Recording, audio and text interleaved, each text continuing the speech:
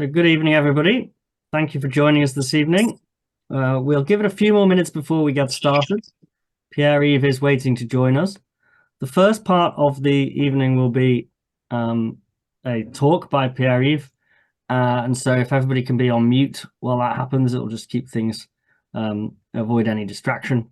And then after the talk is finished, then we'll open for questions, and I'm sure we'll have a lot of interesting questions because Pierre-Yves has spent a lot of time studying the history of the watch industry all over the world as well, not just Switzerland. So I'm very much looking forward to it. So we'll just give it another sort of 60, 90 seconds or so, and then we'll get started. But while we're waiting, Pierre-Yves, would you like to just explain a little bit about where you work now, where you are today, which is not in Osaka?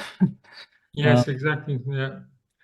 So good evening, everyone. Thanks, Hamish, for the invitation to join this discussion today. So I'm originally from Switzerland. I was born and educated in Switzerland, the French part, and living in Japan since 17 years, living between Japan and Switzerland. Currently I'm a professor of business history at Osaka University, and this year I'm finishing a sabbatical leave for research. I'm currently in Rotterdam at Erasmus University, so no jet lag to talk to Europeans, which is much appreciated.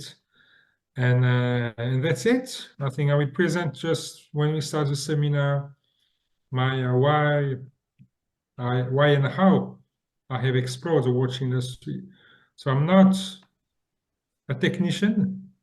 I'm not a watchmaker. I don't know so much about the technique of watches. I'm more from the historical side, business side of business. Well, that's a few minutes past 8 o'clock, and we like to keep these very timely. So thank you for that introduction. And if you'd please start with your prepared talk, that'd be fantastic. And I'll go on mute. Thank you. Okay, so tonight to start the presentation, I will talk not a general introduction because I don't know exactly what you have interest about exploring the watch industry. How can we understand the global watch industry today, and especially how can we understand Swiss being number one in this industry? Just to explain you where I talk from, just giving a few clues about who I am and what I have done. So I was trained as a historian in Switzerland with a specialization in industrial history, business history.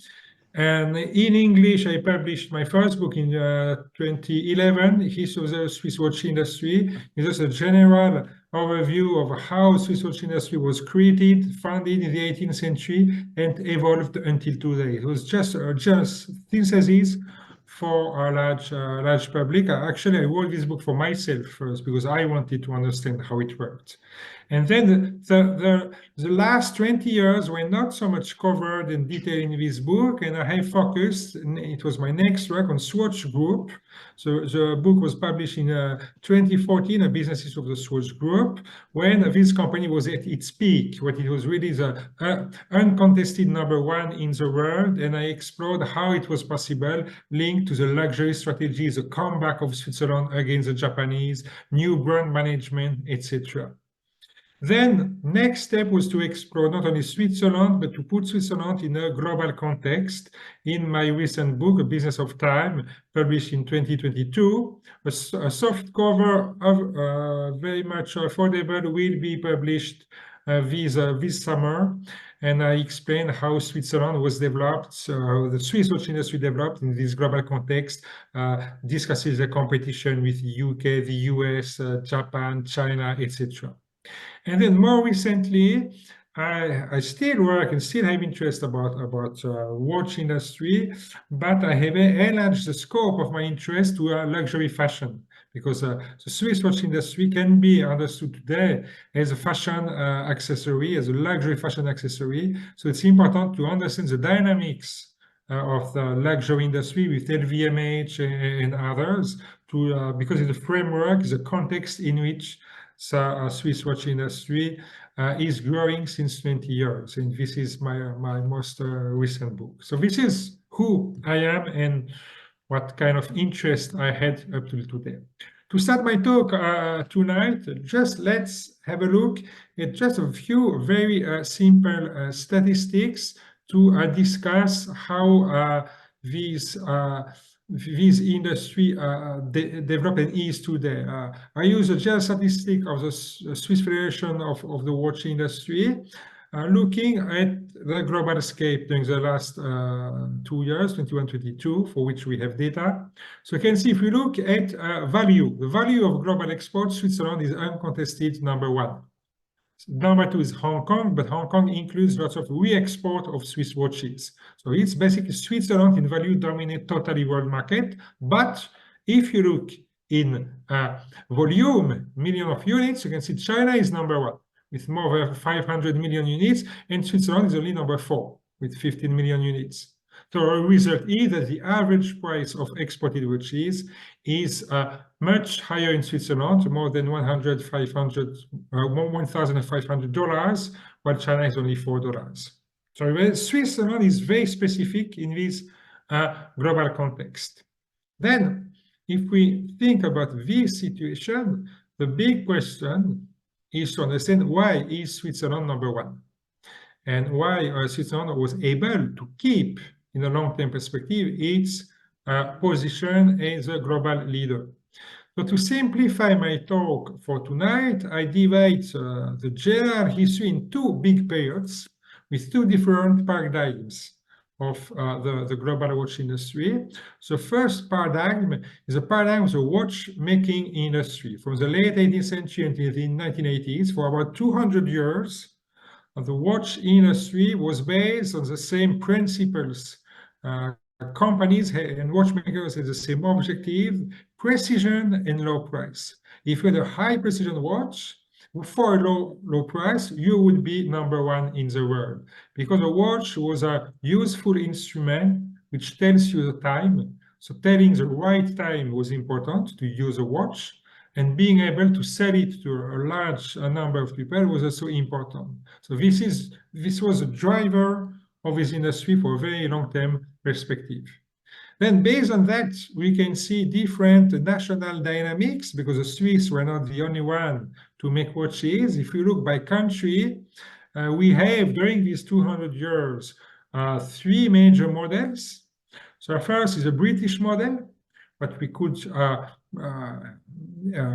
define a declining dominant country. The UK dominated the world market during the 17th and 18th century with craft products, high quality, but high prices, no industrialization. And then since the late 18th century, the British watch industry has constantly decreased and declined, disappeared. Basically, today it doesn't exist as an industry anymore. Then we have a second model, the countries with large domestic markets. So America, France, Germany, and Japan, all have seen a development of the watch industry. Most of them still have a few watch companies, but it was based on the large domestic market. It's not going to the world, it's first selling watches to the national population. And every time in history, these countries, the watch industry in these countries faced a crisis, they refocused on domestic markets. They asked for the government to help protecting them and focusing on the domestic market. And then the third model is a Swiss model. Switzerland, you know, it's a so small country that there's no domestic market. We can consider it's too small. So it's a country without a domestic market. And actually, this is a very good condition, because it means you must be competitive. You must export. If you cannot export, you cannot industrialize. You cannot make products, because you know, the market is too small at home. So from the beginning, from the 18th century, the Swiss had to export their watches. What does it mean? It means that you need to be competitive. It's basic, but you cannot, you know, refocus on your domestic market. You need to have good product for a good price, or otherwise you don't survive.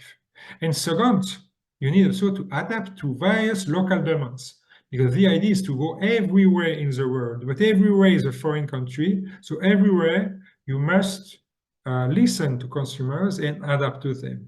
It was historically a very important condition for the development of the Swiss watch industry, which led to a broad range of designs and prices.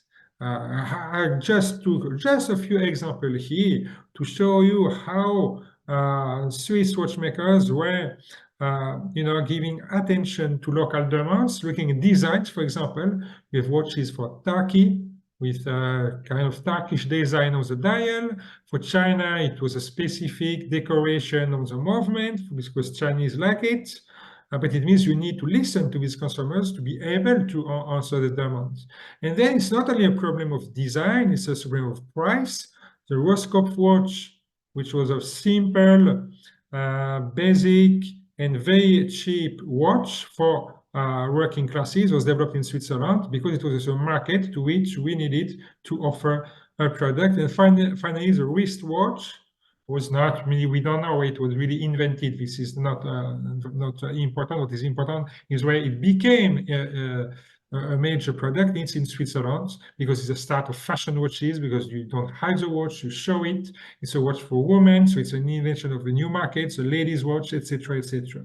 So these examples show very well why it's so important to have to survive as producers from a country without a domestic market. But there's a but. There's the advent of Japan. The advent of Japan, especially of Seiko, Seiko demonstrated that beyond local adaptation, you could provide very good product for a very cheap price, completely standardized. But if you're the best for a cheaper price, you would kill the competitions. And this is the story of Seiko. Just look at that.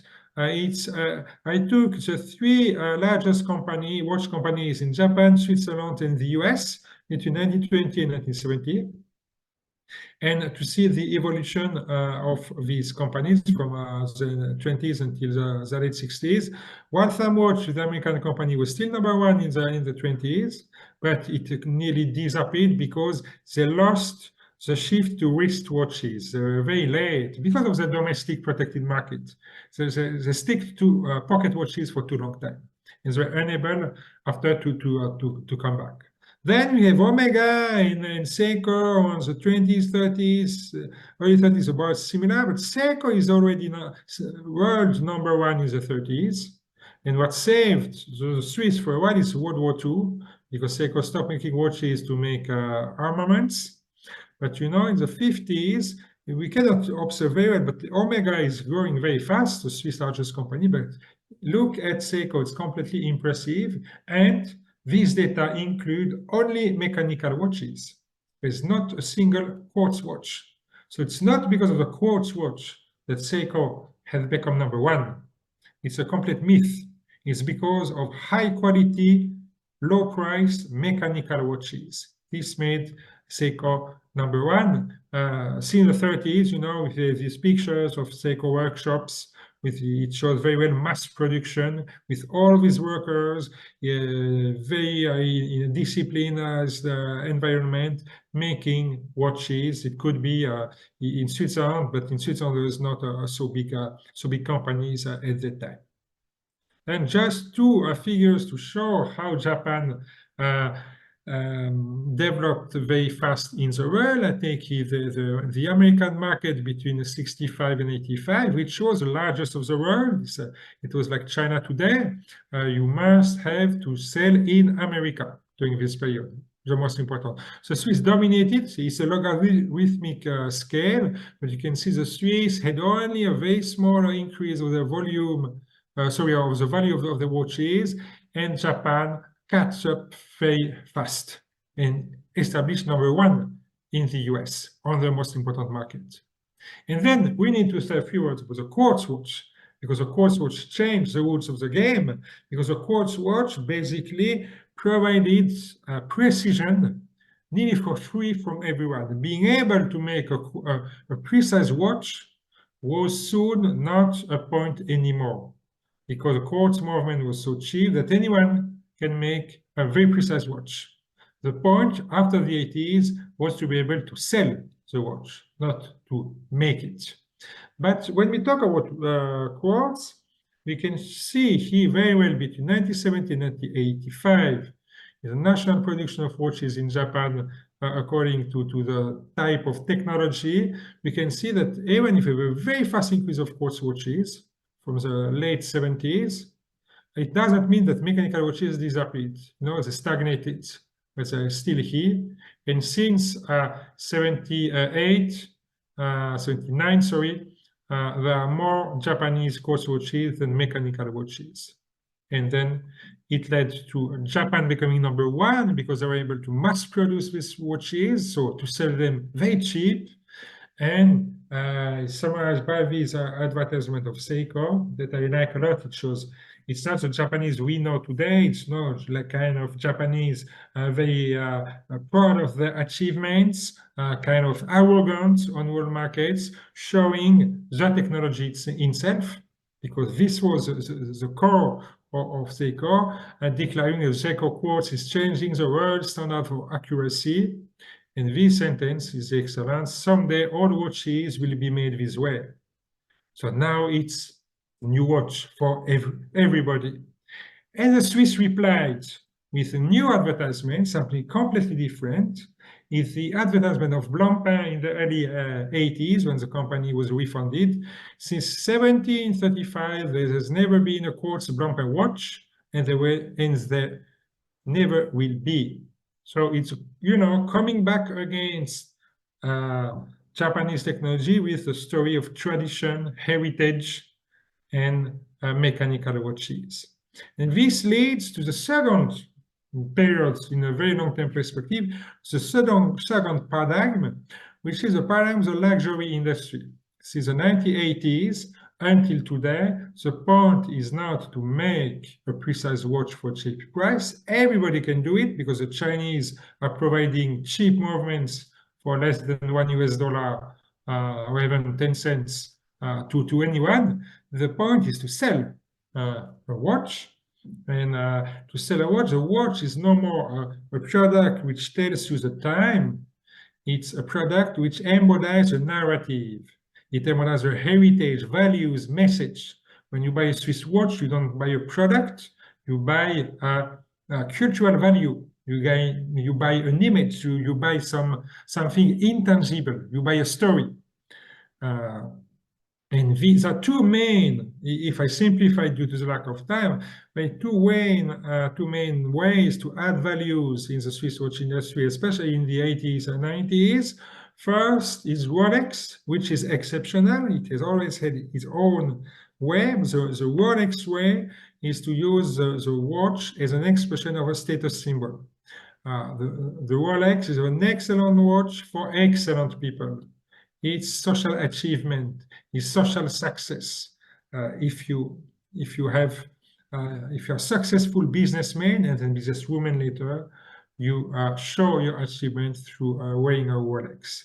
And the second way to add values through narratives is to develop products that represent, that express the cultural heritage of Swiss watch manufacturing tradition, like the Patek Philippe watch here. When you buy a Patek Philippe watch, you don't buy a product, you don't buy a watch, actually, you buy a piece of history. You own a piece of this tradition. And this is a value. So it's not for knowing the time. Then this, if you look again at the global competition, this new strategy, the luxury strategy of Swiss companies from the late 80s, early 90s, helped Switzerland to become #1 again. You can see in green here, in the 80s, we can see that Japan was #1. Then Japan lost in the late 80s. Its competitive edge started to decline and to be #3 beyond Switzerland, which became the uncontested world leader, and Hong Kong important because it includes especially re-export of Swiss watches. Then two more general data to show in Switzerland what happened during the last 43 years. I have just added a few minutes before the data of last year, which were published last week. what we can see here first, the export of Swiss watches as a volume. There's a crisis again in Japan with a decline of volume here because of different reasons that we can talk in a discussion. There's a comeback of the volume with the swatch, the plastic swatch. But from the mid-90s, we can see a long-term decline of the volume. The Swiss sell less and less watches. As a the percentage of quartz watches is still important in volume. Today still 65% of the volume. Even there's a strong decline of the volume, but at the same time, the value exploded and still continues to explode, except when you have some crises like the global financial crisis, you have a COVID crisis, but they're just episodes. It's just one or 2 years, and after it's back. So it's a really long-term perspective for the value, and in the value you have a decline of quartz. Quartz is a bit more than 10% today. So this is a general trend: less watches for higher prices. And this general dynamic, this general expansion, is supported by 3 main factors. I guess first is industrial reorganization. We tend to forget it. It's not only brand management, etc. It's an industry. So the Swatch Group with Nicolas Hayek here played a very important role to reorganize this industry, to merge lots of uncompetitive companies, to reorganize production, to centralize movement production in what is today ETA, to be able to be pricely competitive against Japan. It was very important. Before making brand management, you need to have a good product for a cheap price to be able to invest in marketing.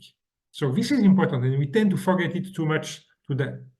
Second point related to the industrial reorganization is the entry in this business of new actors from other industries, from other countries. Richemont, we founded in 1988 with a South African capital, but especially French management. Richemont is Cartier at the beginning, and all the managers of Cartier at the time came from Paris. So it's really French luxury brand management introduced in Switzerland. It's the same with LVMH, which entered the watch business in 1999 and imported lots of knowledge, marketing knowledge from France. So the French played and still play today a very important role in this perspective. And then Rolex, which is unique, but which grew very fast also and reorganized itself, centralized all the power in Geneva to organize its growth. Second point that supported the watch industry is, of course, an institution, the Swiss made law. Swiss made law, it was introduced in 1971.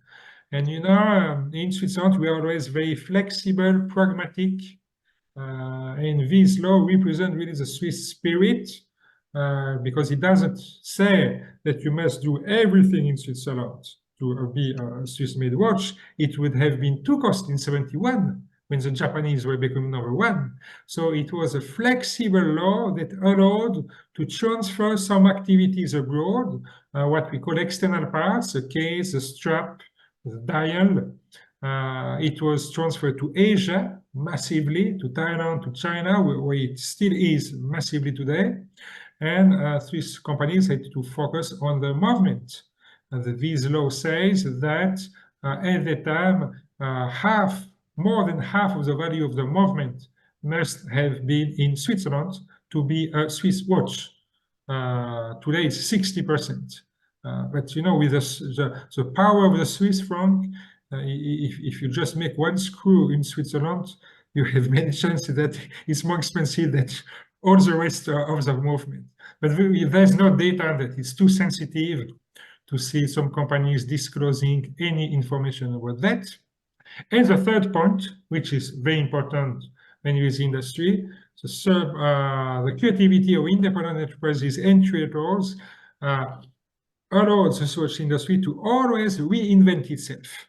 It's not always the old brands, developing, but they have new brands or reinvented brands. Richemont is a new brand. Hublot is a reawakened sleeping beauty, as we say. And Audemars Piguet had a very important change of its marketing strategy during the last 10, 15 years.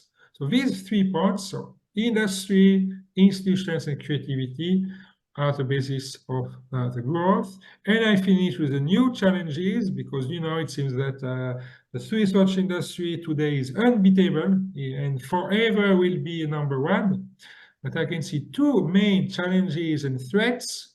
First is the issue of diversity. We live in a very changing world since a few years. Think of the Black Lives Matter, the woke movement, the cancel culture.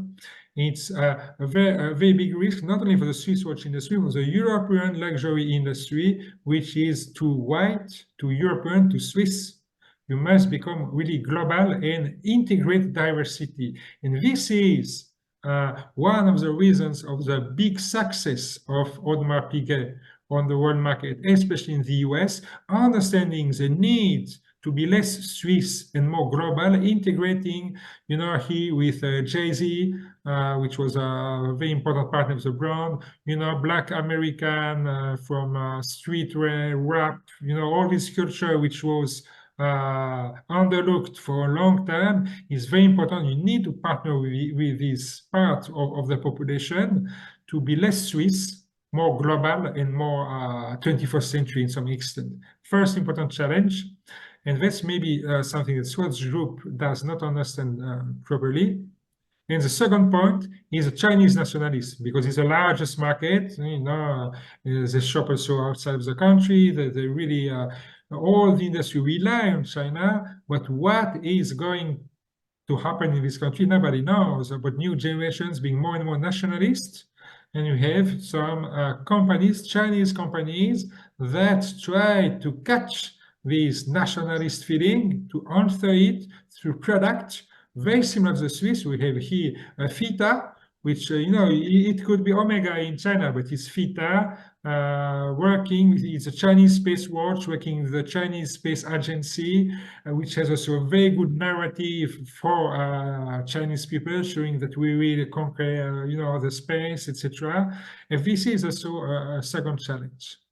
So this is how I can introduce this industry, a very successful business and industry around the world, which faces major challenges. I thank you for your attention, and now I'm ready to start the discussion part. Well, thank you very much for that, Pierre-Yves. It was a very, very good run through. There was a lot in there for a short space of time. I've written down some questions, so I'll ask a couple and then I'll open it to see if anyone else has any. And I'll actually start with that China question, because looking at those charts of Japan's success and coupling it with your first pieces of information about how many low price watches China export at the moment, which is most of them, do you think that Chinese brands will emerge and be able to build themselves reputations anywhere similar to what we saw from Japan? We don't know. I don't like to talk about the future. I know you were an analyst, and analysts always want to know about the future. But really, if you read a few years later what anybody has said about the future, it's always wrong. So there's no need to talk about future, but we can talk about the present. I showed Fita, and there are a few other Chinese brands that try Seagull and so on. They try also to imitate the Swiss to build brands. The difference with the Japanese is that it's not the same context of emergence. When Japanese companies emerged, it was the old paradigm. The issue was to be able to make a watch, to make the best watch for the best price. And Japanese were very good at that. Not only for watches, for cars is the same. For cameras is the same. So Seiko is like Toyota or Canon. It's making the best product for the best price, because it was important at this time. But they have excellent products. They have a reputation like Seiko based on the excellence of the product, but they are somehow weak in brand management. So it's very hard for them to sell, like the Swiss, to add value through narratives, to sell a story. But for the Chinese, they emerge in a very different context. They didn't emerge in making excellent products which would have been an opportunity to build a brand. The image is the outsourcer of a cheap product, making cheap quartz movement for anyone. So it's not a very positive narrative first to build a reputation. So they need to start from nearly zero very fast. You know, you have FITA with the China Space Agency, but you know, FITA has no history of excellence. You know, maybe the watches are good, but you know, you need time to build brands and to bring consumers. So this is a major difference, I would say, with Japan. Okay, no, that's very helpful. That's a really good perspective. My next question was on the Swatch watch. So that is obviously an incredible success as a brand and as a type of watch, and is entirely made in Switzerland as the Swiss competitor in the quartz watch. So could you talk a little bit about the impact of that, whether it made any difference whatsoever other than being an individual brand? Did it help the industry at all? Maybe just some information about that as a unique Swiss-made quartz watch. Yeah, so this Swatch was launched in 1980 to 83, but it's a brand of Swatch Group. But you know, as the name of the company tells it, it's a group. It's not only Swatch. They have different brands, including Breguet, Omega, Blancpain, Longines, etc. And but it started with Swatch. Swatch was the most successful product in the 80s. It played two roles in the 80s to relaunch the industry. First, it showed that a watch is no more a product to tell you the time. It's the opportunity to tell a story. It's a fashion product. And it was something completely new in Switzerland. You know, a Swiss-made plastic watch for about 50 US dollar at the time, so very cheap, very affordable, and you can change it like fast fashion according to your mood or your what you wear. And it was also the opportunity to develop the monobrand stores in watch industry, which is common today. It was one of the first brands to use, you know, Swatch stores. It was completely new. We sell a watch like fashion. And so learning to sell and to use a watch for the point of view of the company in a different way was a first very big impact. And after it was used for many other brands. Learning to sell something differently. And second is financial impact. It was very important. We can see there's a macroeconomic impact on the comeback of Swiss watch industry, the volume. Why? The volume of watches increased so much between 1983 and the mid-90s is a Swatch. This volume clears a Swatch. In the peak of the Swatch in the 1990s. And all the profit from the Swatch enabled Swatch Group to purchase other brands and to develop itself. So it was reinvested, and this company has been since that time very independent from banks. They don't have so much loans, so they use their own money to develop themselves. And Swatch was a very important opportunity. It's during the 90s around here that Swatch Group purchased many other companies. Breguet was purchased in 1999. So this was a very important. Okay, that's great. Thank you. Yeah, I guess I hadn't really connected the sheer volume and cash flow of the Swatch watch line to funding the overall development of the group. We maybe come back to that a bit more later. So if anybody else would like to ask a question, you can either unmute and ask it directly, or you can drop it in the chat and I can ask it for you. So I'll give everyone a few seconds to do that if you'd like to. I've got a question, Hamish. It's Waldo. Please go ahead, Waldo. Yeah. Hi, Pierre-Yves. It was fantastic talk. I thought really, really nice listening to and learning about it.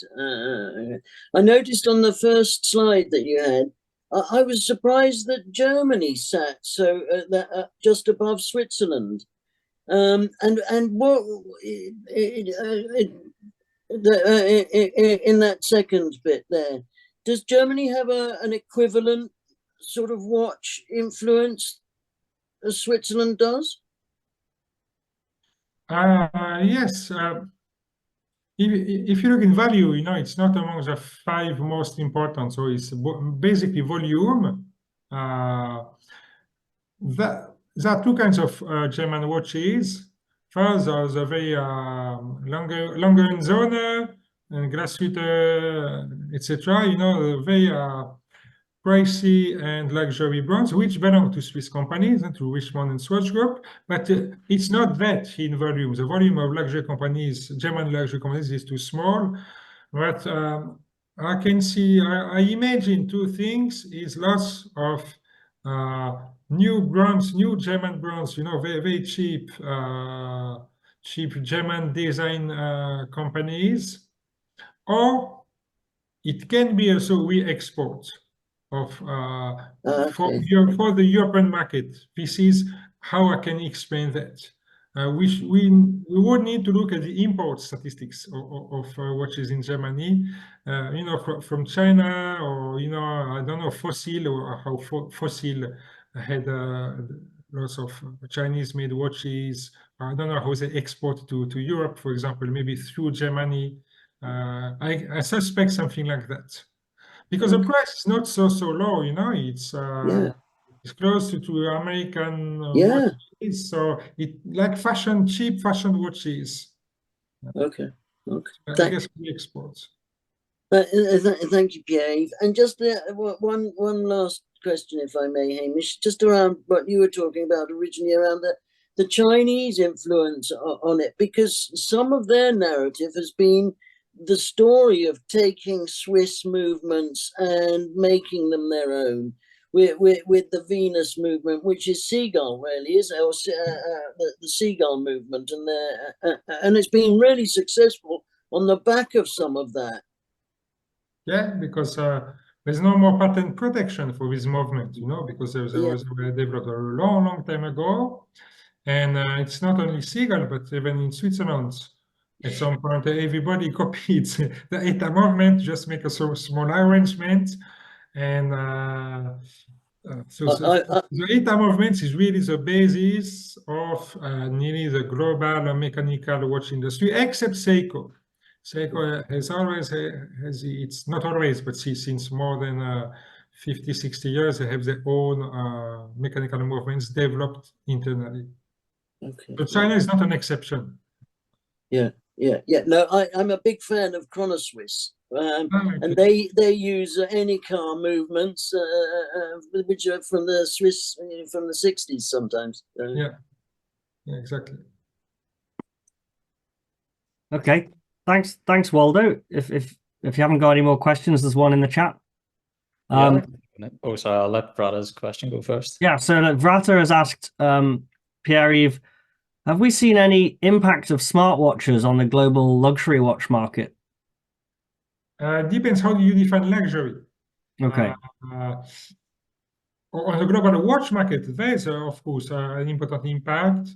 This is a reason of, can we see it here, probably, decline of the volume of Swiss watches. Apple Watch is 2015. And you can see that the decline of the volume really accelerated here. But in a long-term perspective, you can see already from here, we have a decline from 2011. So it's not the only reason, but it accelerated. From the mid-90s, there's also a really general trend. But the mid-segment, the low and mid-price segment suffered a lot. And this is probably the reason of the Apple Watch. Then, if you look at luxury, if you look at the value, there's no impact at all. If you think about Audemars Piguet, Rolex, Rolex is better than ever because the products are different. the Apple Watch is still a useful product, and so to some extent also fashion watch, the Apple Watch, because people who like Apple, they like also the design of the Apple product. It's both, and but you know, if you have a luxury watch, it is more than a fast fashion watch, and many people have also both. You can wear an Apple Watch during the day and your Audemars Piguet during the night. It depends on the segment. A very strong impact for entry Swiss watches, entry markets, and for luxury sites, very limited. Great, thank you. I think, John, you had a question? Yeah, I'm just very interested at the way your career's going into the luxury market and how Europe have sort of conquered there. I wanted to ask about how fast fashion moves, especially in haute couture, compared to how fast trends would move in watches. Do you think maybe a brand like Louis Vuitton, they're getting into watchmaking, they've relaunched. Do you think their speed in trends and fashion will translate into watches? And do you think watches could perhaps move a little faster with fashion and trends? Yeah, it's an excellent point. Excellent point. I think it depends on what kind of fashion you look at. So fast fashion or luxury fashion. But we can see both. You know, if you think about the Swatch is as fast as any H&M or Zara. You can go nearly any time in a Swatch store, you will find a new kind of Swatch. And this is a concept of the fast fashion. You know, there's no more seasons. It's permanent change. And the cheapest Swiss watches follow this trend. Especially Swatch, not only the Swiss watches, as others. But if you go a bit upper, it's difficult to say about the reason, because you need changes, you know, at least once a year. This is a seasonal rhythm in the Swiss watch industry, you know. We have the phase one or twice, you know, it's very changing this phase these days, but mostly you have new collection once a year. So it's slower than fashion, because fashion, you know, you wear differently the product. So you need winter and summer. And traditionally for high fashion, you have 2 seasons, sometimes 4 if it's ready to wear. But for watches, for luxury watches, we don't have 4 seasons, because, you know, it takes time to develop a product. We will see with Chanel, Hermes, and Louis Vuitton being more involved in this industry. But I guess, you know, the business model is originally different.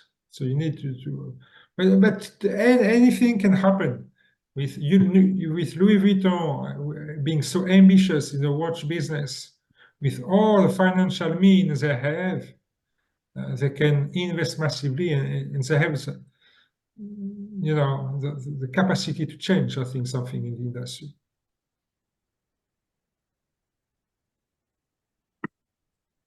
Any other questions, or shall I ask another one? I think some. Okay, nice. Got a quick one, Hamish. Thanks very much, Pierre. You've been really interesting. I wanted to ask if you knew if the next generation in Switzerland was interested in watchmaking. Are they taking up the profession as much as the previous generation, or do you think there is ever a risk of the skills dying out in the immediate future? No, it's working in the watch business is very popular in Switzerland. Okay. For any kind of jobs, from the watchmakers to marketers to anything. It's like luxury business in France in marketing. You know, it's cool to work for famous brands, and Okay. anybody in business would like to work in these companies. But also watchmakers, you know. So watchmaking schools in Switzerland are full. They can get a good job. Sometimes they have a contract. Not only sometimes, they have often a contract signed before graduation. It's really good. It's exciting, you know, because you can also continue to improve yourself and to become watchmakers specialize in complication if you're ambitious, and you can have a very good career within these companies. So it's definitely very popular. Great, thanks. There's a question in the chat from Thierry, who's asking, how is the increased value of luxury watches split between generations? And I think he's asking, I'm guessing he's asking if you know anything about who's purchasing these watches as we've seen such a large increase in value. Correct me if I'm wrong, Thierry. Yeah. I don't have precise data. There's no precise data on that. Companies don't like to advertise that. But I would say that it depends on markets. It depends on markets. It depends on how, because a point that also watch companies never talk so much about, it's this business is highly related to social inequality. The most income is unequal, so the more you will sell your Swiss watches. It's not very glamour talk. So usually companies or journalists avoid completely discussing that, but it's very important. Looking at what I know the most in Asia, in East Asia, how wealth is distributed, we can see different kind of consumers. In China, for example, mostly young people have wealth, are rich. So lots of young Chinese consumers of Swiss watches are very important. But if you look at Japan, it's just old people. Old people have money. And less young people. So in Japan, there's old people, or old, not the oldest, but in China, I would say in your 20s, in your 30s in China, you can buy Audemars Piguet and these very expensive watches. In Japan, you need to be over 50 or 60, or more 60 than 50. So it's or even retired. In America, I think more between both. I would say. In America, wealth is better distributed than in China or in Japan. But young people are so important in America, especially young people from these new how should I say, new communities. No, not only young white people working in finance. Outside of that, as I talked with Jay-Z and how Audemars Piguet is able to catch attention of these new types of wealthy people. Yeah, and it's a big contrast, as you mentioned earlier, to Rolex, who sponsor sports people and musicians who are in much more prestigious and legacy sports and things, versus other brands who sponsor much more diverse celebrities. Another question for me, which is, you mentioned it briefly, which is the idea of the rising tide of brands owning their own retail outlets. And I sort of appreciate why they're doing that, but I wondered if you could go into a bit more detail for everyone about that trend and why it makes such a difference from the brand's point of view, and whether or not it's going to continue in your mind. You mean the verticalization of retail? Yes, where the brand will own and operate the stores themselves. Yeah. So it's also something which is not related only to watch industry, but in luxury in general, there's a big trend. If we look at Richemont, for example, they do the same for jewelry. The idea is there are two goals, to rely on your own network of retailers. First is to control your image. Because you control your storytelling, you control the design of the store, you control education of the shop assistants, you control what you tell to people when they enter the store. It's very, very important. Mm-hmm. For example, LVMH has for its duty-free stores, DFS, chain store, they have in Hong Kong DFS University to train the shop assistant to the brands. It's visible, I know it, but it means that educating shop assistant to the brand is very important. So if it's your retail, it's important. You control your image first, and second, you internalize profit. It's your profit. If you give, let's say, 30% to your retailer, if it's your own profit margin, and some companies use it to give back part of the profit to consumers. I know that Audemars Piguet developed it a lot. It makes the consumer very happy. They buy you Audemars Piguet. If it's in your store, 30% for you, and you can give back 10% to the consumer through invitation in nice restaurant, a helicopter over the Alps, and the consumer is really happy, and he or she becomes an ambassador for the brand. And talking to friends, how this brand is great, how you should do that and that. So it's really, really important. So for this financial issue. And it started historically in the 90s. Swatch Group started a bit, controlling, buying in some countries where it could, some retailers or cutting the contracts with independent retailers step by step. Richemont is after 2000, between 2005 and 2010, but there's a constant increase with more and more retail doing by the brands, and the purchase of Bucherer by Rolex is just in this trend. It's important because Bucherer is a really huge luxury watch retailer, but it's yes, a network effect, as John wrote in the chat. Okay, thank you. I think Valdo has a question. Yes, that just made me think, how much brand protection that offers too, because I'm really interested in making watches, and I know that, for instance, one of the biggest distributors of watchmaking tools, parts for people to service Swiss watches is in a big legal tussle with the Swiss government, has been for a couple of years, over the overprotection of not allowing anyone else to access parts. So really, it's almost monopolizing. You buy a watch from me, you can't take it anywhere else except to me to fix. And I know that that's an ongoing issue around things. I don't know if you've got anything you can say about that. I think you're talking about the cartel agreement between the 1920s and the 1960s.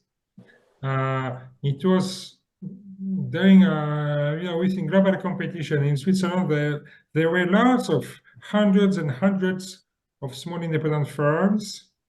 Some of them started to export parts and not finished watches because they were done on the road, for example, by Japanese or American firms. And it can lead to a technology transfer to this country, a transplantation of production. You can lose jobs in Switzerland, etc. So in Switzerland, everybody was against labor union and entrepreneurs because wanted to keep everything in Switzerland. If everybody is against anything, you make an agreement and you contact the government, and the Swiss government legalized this cartel in 1934. So it was not only a private agreement, it was legally forbidden to export parts, to export certain types of machine tools. But the problem is that due to that, the structure of the Swiss watch industry could not modernize. While Seiko did, Seiko was a huge centralized, standardized factory for cheap prices.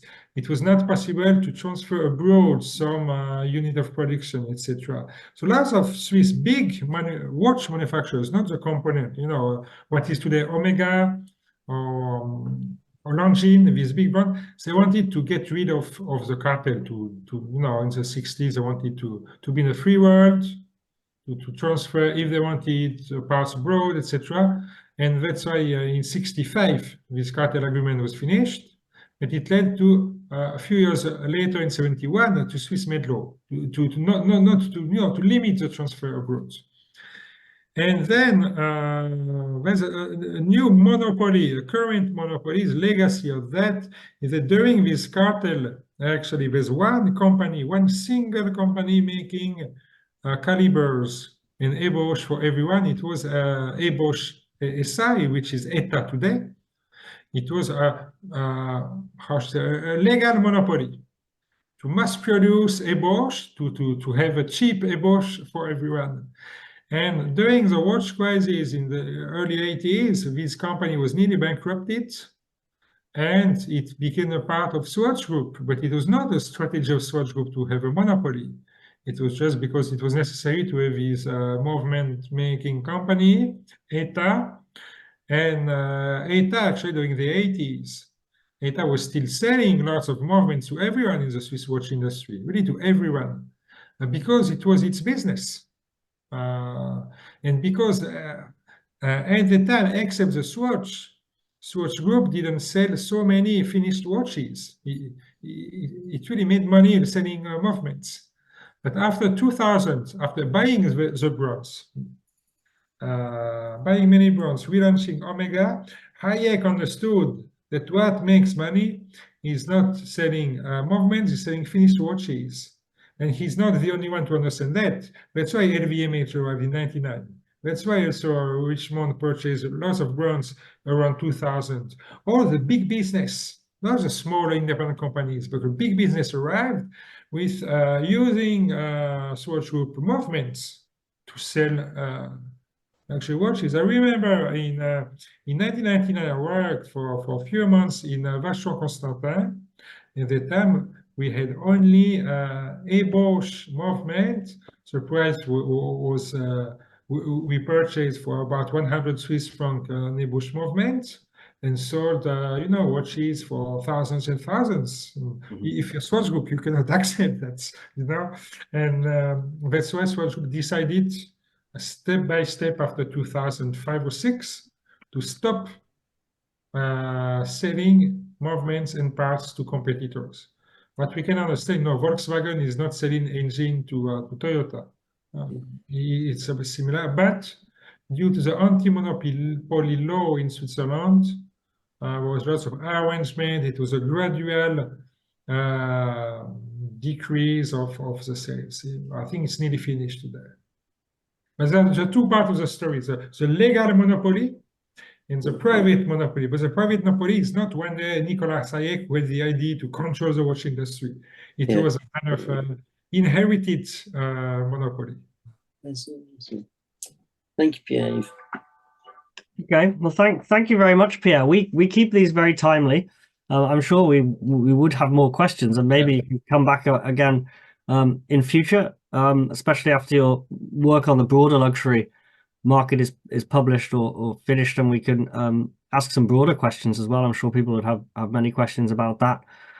So I'd just like to say on behalf of everybody and the Watch Collectors Club, thank you very much for coming on this evening. It was very interesting, and you've clearly know your stuff and have a lot of the evidence. So what I'll do is I'll send an email to everyone who signed up to this event with your books, Pierre-Yves, and links to the books in that email.